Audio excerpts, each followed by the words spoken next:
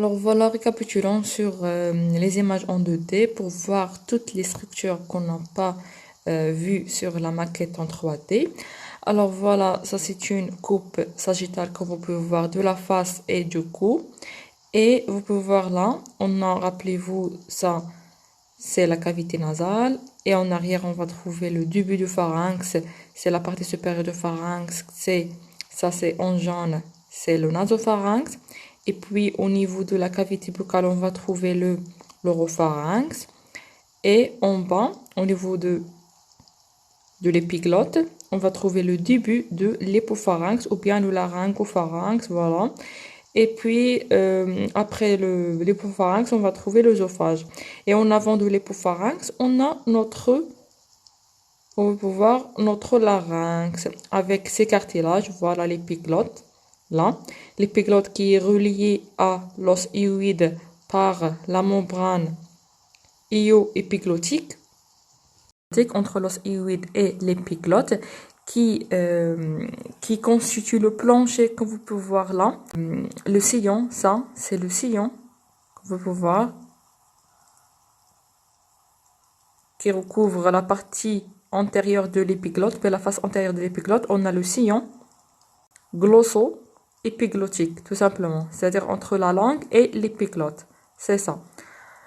Alors après l'épiglotte, on a ça, c'est le cartilage thyroïde qui est ouvert en arrière.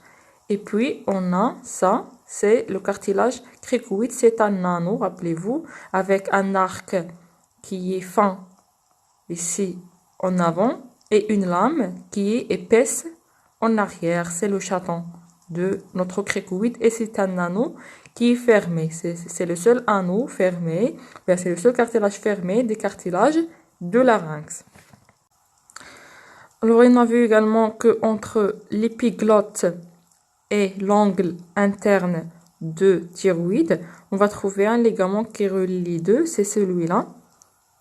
C'est, comme vous pouvez voir, le ligament thyro-épiglottique. Voilà, ça c'est le ligament thyro-épiglottique.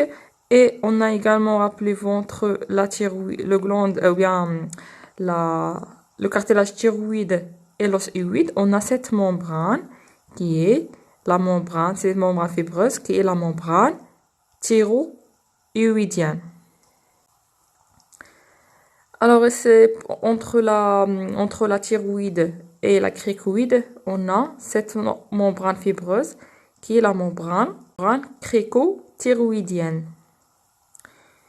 Et entre le premier anneau trachéal, comme vous pouvez voir là, alors juste une information, les anneaux trachéaux, comme vous pouvez voir, ils n'ont pas une terminaison en arrière, c'est-à-dire ils sont ouverts, c'est juste voilà, c'est un semi-anneau, on peut dire. Il est ouvert en arrière et là, on va trouver une structure membranaire, fibreuse, qui va, on peut dire, fermer la trachée. C'est tout simplement la membrane trachéale qui est dédoublée par un muscle. Là, c'est le muscle trachéal. Ça, c'est juste pour l'information. Sinon, entre le cartilage cricoïde et le premier anneau trachéal, on a une membrane qui s'appelle la membrane crico-trachéale. C'est celle-là. Et là, on peut bien voir que notre larynx, elle est superficielle parce que voilà, ça, c'est la peau du cou. Et juste sous la peau, on a quoi? Toujours, on a de la graisse. Voilà, la graisse ici. Et sous la graisse, on va trouver le premier fascia. Alors, rappelez-vous, on a déjà vu ça dans l'anatomie du cou. On a le fascia superficiel du cou, comme vous pouvez voir. Voilà, C1, C2, C3. Voilà, C4, C5 et C6. Alors, le larynx, c'est ton regard vertébro-cervical. C4, voilà, c'est au niveau de l'épiglotte. Puis C5, et puis C6, voilà, qui correspond au bord inférieur du cricoïde. Voilà, sur cette image, on a tous les cartilages avec 3 vues. On a une vue antérieure ici, on a une vue latérale et on a une vue postérieure pour bien voir. Alors, sur une vue antérieure, qu'est-ce qu'on peut voir? On peut voir, voilà, ça c'est un larynx dans la vraie vie, voilà, avec toutes ces structures qui sont reliées. On a normalement, ça c'est, rappelez-vous, c'est le cartilage thyroïde qui est, voilà, sur cette vue latérale, on peut voir cette lame et l'autre lame de l'autre côté. Ces deux lames, on a dit que sont reliées en avant par cette proéminence qui constitue la pomme d'Adam chez les hommes, qui est palpable sur la peau, et visible aussi. Et on a en arrière, ça c'est une vue postérieure, comme vous pouvez voir, c'est un livre ouvert.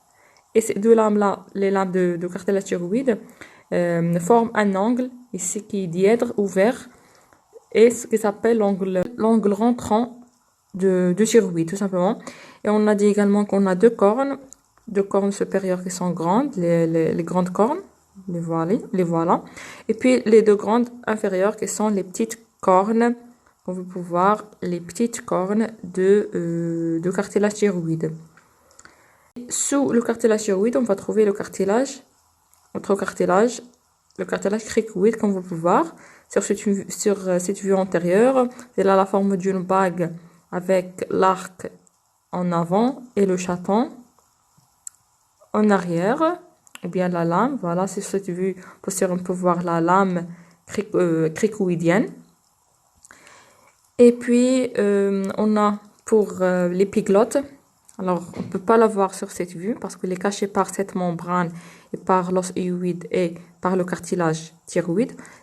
On va déplacer les deux, c'est-à-dire le cartilage thyroïde et l'épiglotte. On va bien voir notre épiglotte qui est formée par deux faces. Une face, comme vous pouvez voir là, qui est antérieure et une face qui est postérieure. Là, la face postérieure sur cette vue postérieure, comme vous pouvez voir.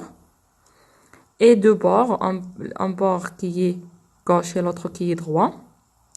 Et une base qui est large en haut et un apex qui est en bas. Cet apex-là, il est attaché à l'angle rentrant de cartilage thyroïde par un ligament qui s'appelle tout simplement ligament thyroépiglotique. Et on a les cartilages pairs. On a les cartilages principaux. Parmi les cartilages principaux, on a les cartilages pairs qui sont les cartilages arytenoïdes qu'on ne peut pas voir sur cette vue antérieure ni sur cette vue qui est latérale, mais on peut la voir que sur une vue qui est postérieure, comme vous pouvez voir. Et il se repose sur la lame cricoïdienne. Voilà le cartilage arytenoïde et l'autre cartilage arytenoïde. Il a la forme d'une pyramide, comme vous pouvez voir, avec une base inférieure et un apex supérieur. Voilà, l'apex. Alors, voilà. Et puis, on a les deux cartilages qui sont accessoires. Voilà, juste sur le cartilage arytenoïde, on a le cartilage corniculé, l'autre cartilage corniculé. Et là, on n'a pas l'autre cartilage accessoire qui est le cartilage cuniforme, juste là, en haut et en dehors par rapport au cartilage corniculé. Et ça, c'est l'os hyoïde, comme vous pouvez voir. Ça, c'est la membrane thyroïdienne avec trois épaississements. Épaississement médian, c'est le ligament thyroïdien et deux épaississements latéraux constituent un ligament thyroïdien latéral droit et un autre qui est gauche. Et on peut voir également ici la membrane cricothyroïdienne entre le cartilage cricoïde et le cartilage thyroïdien. Et on peut voir également les trois articulations, rappelez-vous qu'on a déjà vu. Deux au niveau de cartilage cricoïde. Ici, on va trouver entre le cricoïde et le thyroïde, cette articulation-là entre les deux, qui assure, rappelez-vous, la tension des cordes vocales. Et on a l'articulation entre le cricoïde et la rétinoïde, on peut voir, qui assure les mouvements de la rétinoïde, les mouvements de rotation de la rétinoïde pour fermer ou bien ouvrir les cordes vocales. Et on a également l'articulation entre la rétinoïde, chaque arytenoïde et chaque corniculé. Voilà. Sur cette vue qui est latérale, voilà, ça c'est antérieur et ça c'est postérieur, comme vous pouvez voir. Ça c'est l'os hyoïde, ça c'est l'épiglotte. Et on a coupé l'os hyoïde pour bien voir l'épiglotte. Et on a ça, on a coupé aussi normalement, ça c'est quoi? C'est le cartilage thyroïde. On l'a coupé à son niveau pour ne pas cacher l'épiglotte. Et en bas, on a cet anneau-là, qui est le cartilage cricoïde et le premier anneau trachéal. Alors voilà la membrane crico-trachéale entre le cartilage cricoïde et la trachée. Et on a cette membrane-là, qui est la membrane crico-thyroïdienne. Et on a entre l'épiglotte et l'os hyoïde ce ligament-là, qui est le ligament, ou bien la membrane hyo-épiglottique, tout simplement, hyo-épiglottique. Et entre l'os hyoïde et le cartilage thyroïde, on a cette membrane, qui est la membrane thyro-hyoïdienne. Voilà, la membrane thyroïdienne dans sa totalité. Tout ça, c'est de la membrane thyroïdienne. Et voilà le ligament thyroïdien latéral. C'est juste un épaississement de cette membrane. Et les choses importantes ici qu'on peut voir, toujours au niveau de l'épiglotte. L'épiglotte, elle est reliée à l'angle rentrant du cartilage thyroïde par un ligament, le voilà, le ligament thyro-épiglottique. Et on a cette grosse membrane-là, qui est très très importante, qu'on n'a pas vue sur les images en 3D, mais aussi on peut bien la voir, c'est la membrane quadrangulaire, ou bien qu'elle s'appelle également, exactement, pour être exact, la membrane arrêt, parce que ça c'est la rétinoïde, arrêt épiglottique, ça c'est l'épiglotte, qui relie la face, ou bien le bord latéral, chaque bord latéral de l'épiglotte à chaque arytinoïde. Voilà. Et il ne faut pas oublier également les deux ligaments au niveau de l'épiglotte, au niveau de la glotte. On a en haut et latéralement, ça c'est le ligament vestibulaire. Voilà. Et en bas, juste en bas et plus médialement, on a, ce qui est très important, c'est celui-là, c'est le ligament vocal, qui va former avec la muqueuse de larynx la corde vocale. Puis on a vu également les muscles, on a deux groupes des muscles au niveau de la larynx, ça c'est le larynx qu'on peut voir. On a des muscles extrinsèques et des muscles intrinsèques. Ici on peut voir les muscles extrinsèques. Et pour le muscle extrinsèque, on a deux groupes, ou bien deux sous-groupes, les muscles élévateurs de larynx et les muscles abaisseurs, normalement juste ici. Alors là, comme vous pouvez voir, ça c'est le trapèze. Ça, c'est le muscle sternocléidomastoïdien qui ne nous intéresse pas pour le larynx. Les mouvements de larynx sont assurés par les muscles supra- et infra-hyoïdiens. Alors, comme vous pouvez voir, les élévateurs sont situés en haut par rapport au thyroïde. On a celui-là qui est le muscle stélo-hyoïdien entre le processus stéloïde et l'os hyoïde. Et on a ce muscle qui est digastré, comme vous pouvez voir. Et on a celui-là, ce muscle large qui est le muscle mylo-hyoïdien. Voilà, sur cette vue antérieure, on a vu, appelez-vous ça c'est le muscle digastrique et ça c'est le muscle stélo-hyoïdien. Et ça c'est le muscle mylo-hyoïdien de l'autre côté, ici. Et il ne faut pas oublier également les deux muscles de pharynx qui ne sont pas visibles ici, mais on a le muscle stélopharyngien et palatopharyngien. On a le muscle, celui-là, qui est le muscle thyro-hyoïdien entre le thyroïde et l'os hyoïde. Thyro-hyoïdien, qui est plus profond ici, comme vous pouvez voir, elle est cachée par ces muscles. Ça, c'est pour le muscle élévateur. Pour les muscles abaisseurs, qui sont surtout infra-hyoïdiens, qui sont ça, c'est le muscle homo-hyoïdien, comme vous pouvez voir, homo-hyoïdien, entre l'omoplate et l'os hyoïde. Et ça, c'est le muscle, c'est le muscle sterno-hyoïdien entre l'osternum, surtout le manubrium, et l'os hyoïde. Et sous ce muscle, on va trouver ça. C'est toujours un abaisseur de larynx. Alors là, on a coupé le muscle sterno-hyoïdien.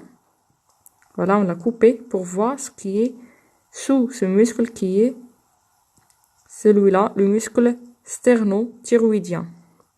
Voilà, le muscle sternothyroïdien. Et là, rappelez-vous, c'est un muscle infra-hyoïdien, mais c'est un muscle élévateur et non pas abaisseur de larynx. Parce que oui, il est situé sous l'os hyoïde, mais il est situé ici au-dessus de l'os, bien de cartilage thyroïde, c'est-à-dire il va élever le larynx. Alors que les muscles abaisseurs de larynx sont tous situés sous le cartilage thyroïde. Alors là, ça c'est un muscle abaisseur, comme vous pouvez voir, de larynx. C'est le muscle homohyoïdien. Et là, un muscle qui est le muscle digastrique qui est élévateur et extrinsèque de larynx. Sur cette image, on va passer au muscle intrinsèque qui assure surtout la phonation. Alors sur cette vue latérale, on peut bien voir, ça c'est un muscle extrinsèque parce que il lance hyoïde à la thyroïde, alors que normalement les muscles intrinsèques lient juste les cartilages entre eux.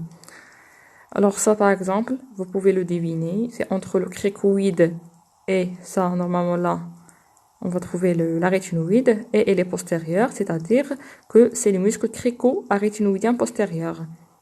Et juste là, latéralement, entre le cricoïde et la rétinoïde, c'est le muscle crico-arétinoïdien latéral.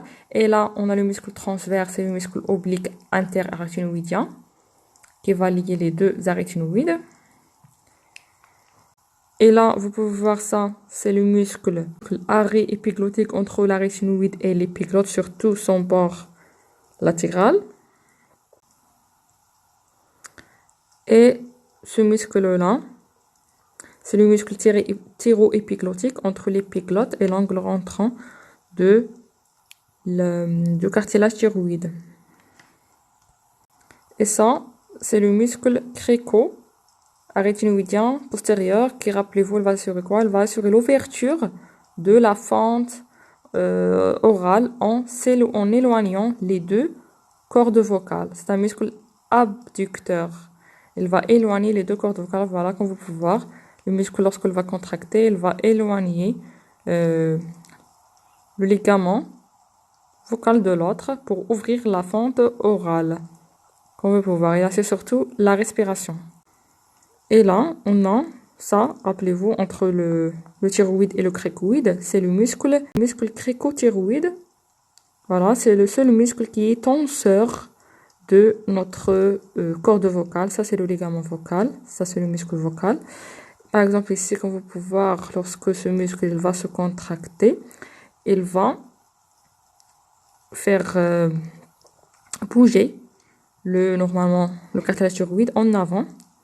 Il va basculer le cartilage thyroïde en avant pour allonger les cordes vocales et les muscles vocaux pour assurer des voix qui sont comme les cris, etc. Alors, sur cette vue qui est postérieure de larynx et du pharynx, vous pouvez voir ici, on a enlevé normalement, ici on va trouver les vertèbres, puis ça c'est l'œsophage et en avant on a la trachée, voilà.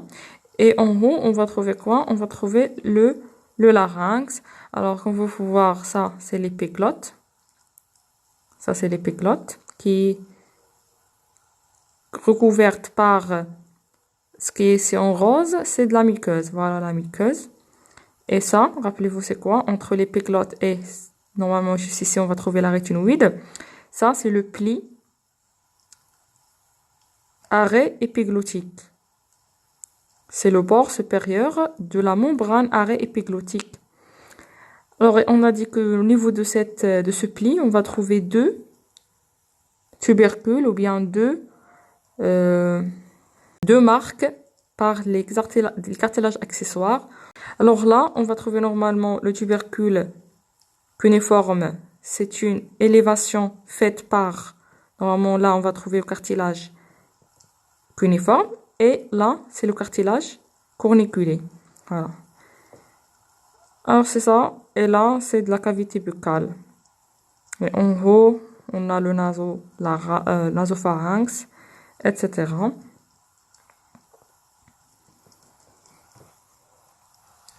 Et là, ce qui est fermé là, c'est du larynx qui est recouvert la face profonde du cartilage cricoïde pour se continuer en bas et en avant, pas avec la trachée. Voilà. Et là, ça, c'est le récessus piriforme qui sépare ce qui est en avant, c'est de la muqueuse trachéale, et ce qui est en arrière ici, comme vous pouvez voir, qui est coupé, ce qui est coupé là, ça c'est là, c'est le pharynx, ou bien la muqueuse pharyngienne. Alors sur cette vue, on peut voir sur cette coupe qui est sagittale, de la face et du cou. On peut voir là, en arrière, on a normalement l'œsophage, et en avant la trachée. En haut, on a le pharynx, le larynx en avant, et puis c'est la cavité buccale et la cavité nasale. Ça c'est le nasopharynx, l'oropharynx, et ça c'est l'hypopharynx. Et ça c'est notre fameux larynx avec l'épiglotte, voilà, qui est recouverte par ce qui est rose ici, c'est la muqueuse. Et on a ici le cartilage thyroïde, et en bas le cartilage cricoïde qui est fermé en arrière, comme vous pouvez voir. Et en bas, on va trouver les anneaux trachéaux qui sont ouverts en arrière. Et comme vous pouvez voir là, ça, c'est la glotte. Alors voilà, sur cette vue qui est postérieure, on a coupé le pharynx pour voir le larynx qui est en avant. Voilà l'épiglotte. Et ça, c'est le pli arré-épiglottique. Et ça, c'est la muqueuse, la continuité de la muqueuse laryngée qui va se continuer en avant et en bas avec la muqueuse de la trachée. Voilà, c'est de la répétition. Ça, rappelez-vous, c'est le larynx. Ça, c'est une vue postérieure toujours. On a enlevé les vertèbres et on a coupé. Normalement, le larynx est laissé fermé. C'est une muqueuse qui est fermée. On l'a coupé pour voir ce qui est en avant de pharynx, c'est le larynx en bas. Et en haut, on a les coins. Rappelez-vous, on a vu tout ça dans l'anatomie de pharynx. Ici, la cavité buccale. En bas, on va trouver en avant de l'hypopharynx. On a le larynx. Ça, c'est l'épiglotte. Elle est recouverte parce que ici, rose, c'est la muqueuse. Elle recouvre l'épiglotte. Et puis, le recouvert ici, comme vous pouvez voir, la membrane quadrangulaire, ou bien la membrane arrêt-épiglottique en formant le pli. Ça, c'est le pli arrêt-épiglottique qui est caractérisé par ces deux surélévations, comme vous pouvez voir. C'est une marque faite par le cartilage. Et ça, rappelez-vous, entre le pharynx en arrière et la trachée en avant, on a le récessus piriforme.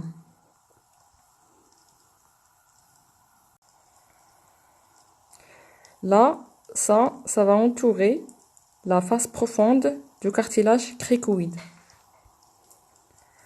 Et sur cette vue schématique, on peut bien voir ça, c'est de la muqueuse ici, en blanc, et qui recouvre, on a dit, l'épiglotte, comme vous pouvez voir. Et ça, c'est la ligne, ou bien le pli arrêt-épiglottique, comme vous pouvez voir. Et au niveau de la glotte, on peut bien voir le ventricule laryngé entre en haut, le pli vestibulaire et en bas, le pli, bien la corde vocale. On a entre les deux une invagination. C'est la ventricule laryngée. Ça, c'est une vue postérieure, c'est-à-dire ça, c'est droite et ça, c'est gauche. Et vous pouvez en voir ici en bas la cavité sous-glottique et en haut de la glotte, on va trouver la vestibule laryngée ou bien l'étage supraglottique tout simplement. Sur cette coupe qui est frontale, comme vous pouvez voir, c'est une coupe qui est frontale de larynx. On a ça, c'est tout simplement la glande thyroïde qui est en avant du larynx. Et on a ça, c'est le cartilage thyroïde et en bas le cartilage cricoïde. Et là, c'est le premier anneau trachéal. Et ça, c'est la membrane, par exemple, cricotrachéale entre le cricoïde et le premier anneau trachéal. Et ça, à l'intérieur, c'est la lumière trachéale et en bas, la lumière laryngée en bas, la lumière trachéale. Et ça, en gris, ça, c'est de la muqueuse qui va entourer en haut, on a vu, elle va se débuter au niveau de, quand vous passez sur cette coupe frontale, on peut voir une partie de l'épiglotte. En haut, on a la cavité buccale ici. Alors voilà. Et on a ce pli-là, c'est le pli arrêt épiglottique entre l'épiglotte et la rétinoïde qu'on peut pas voir ici. Sinon, c'est ça. Et on a vu également, on a deux plis. Ça, c'est un pli, ça, c'est l'autre pli en bas. Le premier pli en haut et en dehors, ça, c'est le pli formé par le ligament vestibulaire. Ça, c'est le pli vestibulaire. Ou bien les deux fausses cordes vocales, comme vous pouvez voir. Et juste en bas, et plus en dedans, on va trouver un autre pli de la muqueuse qui formé par le ligament, ça c'est le ligament vocal, ça c'est le pli vocal ou bien la corde vocale qui va, les deux plis vocales gauche et droite vont délimiter la fente glottique ou bien la glotte. Entre les deux on a la glotte. Et entre chaque pli vocal et pli vestibulaire, on a une invagination. Voilà, une invagination de la muqueuse qui s'appelle la ventricule laryngée. Ça c'est droite et ça c'est la ventricule gauche. Et juste en bas, on va trouver la glotte, on va trouver l'étage infraglottique qui se continue en bas avec la trachée. Et en haut de la glotte, on va trouver quoi? En haut des plis vestibulaires, on va trouver ça, c'est la vestibule laryngée. C'est tout simplement l'ouverture du larynx ou bien le début du larynx. C'est sa partie la plus haute, s'appelle tout simplement l'aditus laryngé. Ici, l'aditus laryngé, c'est la partie la plus haute, ou bien c'est le début de larynx. Par un laryngoscope, on peut voir quoi? Ça c'est la langue, ça c'est antérieur. Et juste derrière la langue, on va trouver l'épiglotte. Et en arrière, on va trouver le pli arrêt épiglottique qui comporte ces deux surélévations. Ça c'est le tubercule cuniforme. Et en bas et en dedans, on va trouver le tubercule corniculé. Et entre on peut voir ici l'épiglotte. Ici, on peut voir, ça c'est la glotte ou bien la fente glottique délimitée par les deux cordes vocales. Voilà la corde vocale, l'autre corde vocale. Et ça, c'est de la muqueuse, tout simplement. C'est la muqueuse laryngée. Alors, sur cette vue, on peut voir coupe sagittale. Ça, c'est l'épiglotte. Ça, c'est en rouge ou bien en rose. La muqueuse qui recouvre l'épiglotte. Et ça, en haut, les deux tubercules cuniforme en haut et tubercule corniculé en bas. Et ça c'est la fente. C'est une fente, c'est un rétrécissement de la lumière de la larynx qui est la fente glottique ou bien la glotte, tout simplement. Et là, ça, c'est celle-là. Parce que ça, c'est une vue supérieure. Alors ça, c'est le pli arrêt épiglottique entre l'épiglotte et la rétinoïde. Ça, c'est le cricoïde qui est fermé en arrière. Et ça, c'est le cartilage thyroïde qui est ouvert en arrière. On n'a pas la thyroïde en arrière. Et ça, c'est l'os hyoïde, tout simplement. Alors, sur cette coupe transversale qui va passer par la cinquième vertèbre, ça, c'est la cinquième vertèbre cervicale. On peut voir ici, ça, le cartilage qui est fermé, le seul cartilage fermé de larynx, c'est quoi? C'est le cartilage cricoïde. Et en arrière, on va trouver normalement l'hypopharynx ou bien l'œsophage. Ça, c'est le début de l'œsophage. Et ça, c'est l'un des muscles constricteurs inférieurs de pharynx. C'est pas notre sujet. Alors, le larynx est en rapport avec quoi? Alors, en avant est en rapport avec le plan superficiel du cou, qui est constitué par le plan cutané. Ça, c'est la peau, tout simplement. C'est la peau. Et puis la graisse. Et puis, on a normalement l'aponévrose cervicale superficielle, rappelez-vous, qui va recouvrir sur tout ce muscle-là. C'est le muscle sternocléido-mastoïdien. Et puis, on a l'aponévrose cervicale moyenne qui va recouvrir ces muscles qui sont les muscles supra- et infra-hyoïdiens. Et puisqu'on est déjà dans le cricoïde, c'est-à-dire ce sont les muscles infra-hyoïdiens à ce niveau-là. Et puis, latéralement, on va trouver normalement tout simplement les lobes latéraux qu'on va pouvoir, les lobes latéraux de la glande thyroïde. Et plus en dehors, on va trouver le paquet vasculo-nerveux du coup, rappelez-vous, il est constitué de quoi? Ça, on est en bas, c'est-à-dire qu'il s'agit de l'artère carotide primitive ou bien commune, parce qu'on est déjà au niveau de 5e vertèbre. Et entre les deux, et entre la veine et l'artère, on va trouver le nerf vague qui va assurer, on va voir l'énervation de larynx. Et on a bien à l'extérieur de ce paquet, on va trouver cette grosse veine qui est la veine jugulaire interne.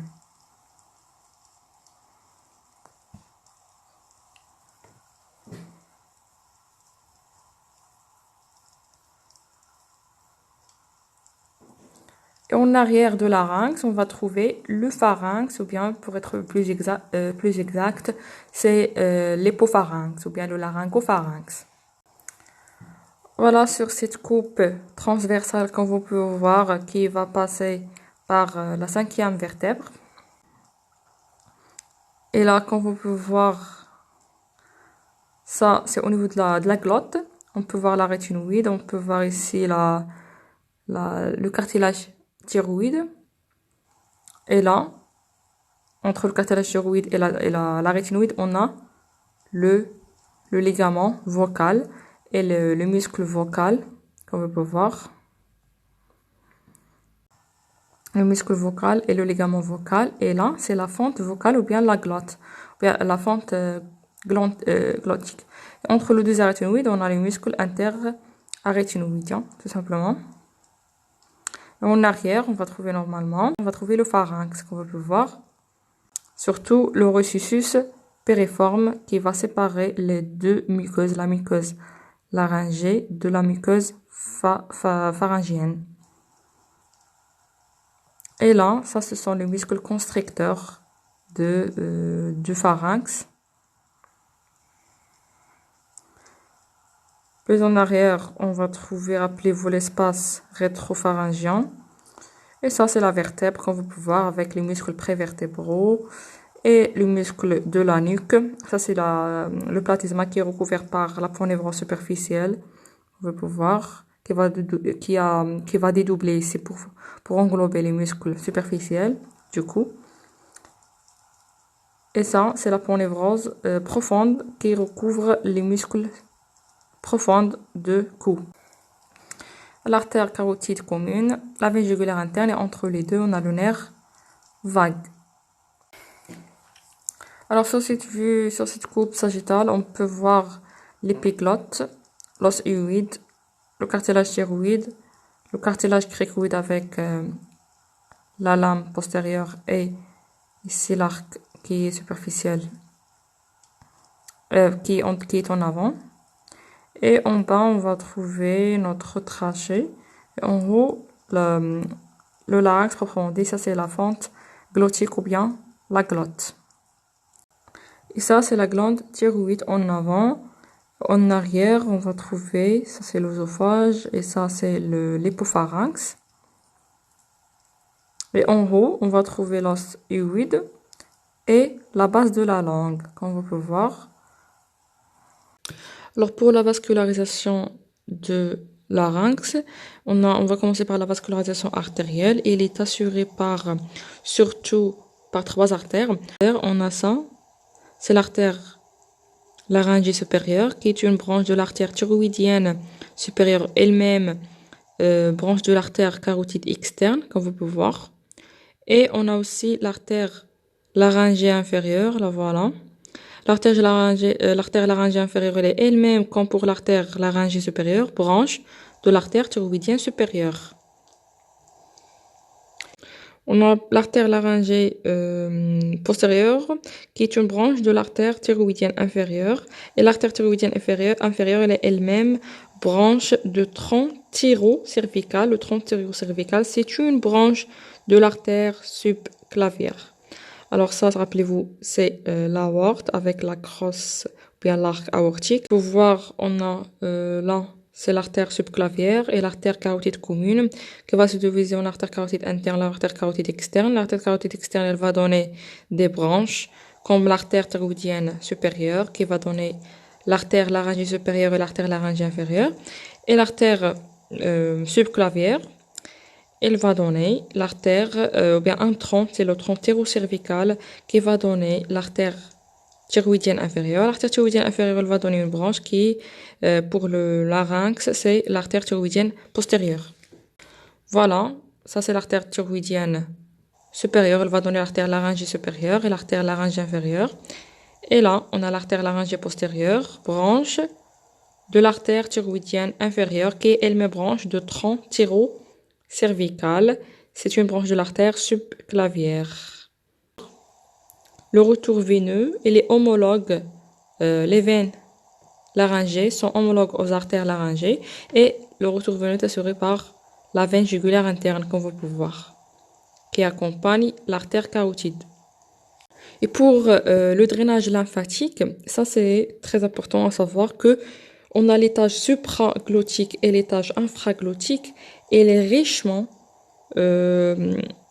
elle est riche en vaisseaux lymphatiques, on peut dire, alors que le réseau glottique, au niveau de la glotte, elle est très très pauvre en vaisseaux, bien, est très très pauvre en réseau lymphatique.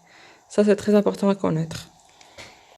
Et finalement, pour l'énervation, il est assuré par le nerf vague, voilà, le nerf vague qui est entre la veine jugulaire interne et l'artère carotide. Et ce nerf vague, comment il va énerver le larynx? Il va donner deux branches. Une branche en haut qui est tout simplement celle-là, qui est le nerf laryngé supérieur. Voilà, le nerf laryngé supérieur. Il va donner deux branches. Une branche interne qui va entrer dans le larynx et une branche externe. Alors, ce nerf, le nerf laryngé supérieur, elle est mixte, mais surtout sensitive. Il va énerver surtout la muqueuse de larynx et il va assurer une fonction motrice pour un seul muscle en bas, c'est le muscle cricothyroïdien. C'est le seul muscle qui est énervé par ce nerf, le nerf laryngé supérieur. Alors que les tous autres muscles du larynx qu'on vient de voir, les muscles intrinsèques, sont tous énervés par le deuxième nerf. C'est une autre branche de nerf vague. Ça, c'est le nerf vague, rappelez-vous. Ça, c'est le nerf laryngé supérieur. Ça, c'est le nerf vague. On a une autre branche qui est un petit peu particulière. C'est celle-là. C'est le nerf laryngé inférieur ou bien le nerf récurrent. Pourquoi le nerf récurrent? Parce que, comme vous pouvez voir, il va monter en haut. C'est-à-dire, il va changer de la direction. On a le nerf vague, elle est en bas, il va continuer en bas. Comme vous pouvez voir, de l'autre côté, la même chose, le nerf vague. Alors que cette branche qui est le nerf récurrent, bien le nerf laryngé inférieur, qui est surtout motrice, qui assure l'énervation de tous les muscles, à l'exception du muscle cricothyroïdien, qui est énervé par le nerf laryngé supérieur. Alors ça, c'est le nerf vague, comme vous pouvez voir. Il va donner les deux branches pour le larynx. Le nerf laryngé supérieur, il va donner deux branches, lui aussi. Le nerf laryngé interne. Pourquoi? Parce qu'il va passer à l'intérieur du larynx en traversant, ça c'est la membrane thyroïdienne, entre le thyroïde et l'os-hyoïde. Voilà, il va passer à l'intérieur pour énerver la muqueuse de façon sensitive, la muqueuse laryngée. Et une autre branche toujours de nerf laryngé supérieur, c'est le nerf laryngé externe, qui va pas passer à l'intérieur, mais il va rester en externe, pour vasculariser, ou bien pour énerver d'une façon motrice le muscle cricothyroïdien. Voilà. Et l'autre branche de nerf, ça c'est toujours le nerf vague, c'est le nerf récurrent, ou bien le nerf récurrent, vous pouvez voir, le nerf laryngé inférieur qui va changer la direction du nerf vague. Le nerf vague, il va descendre, il va continuer en bas.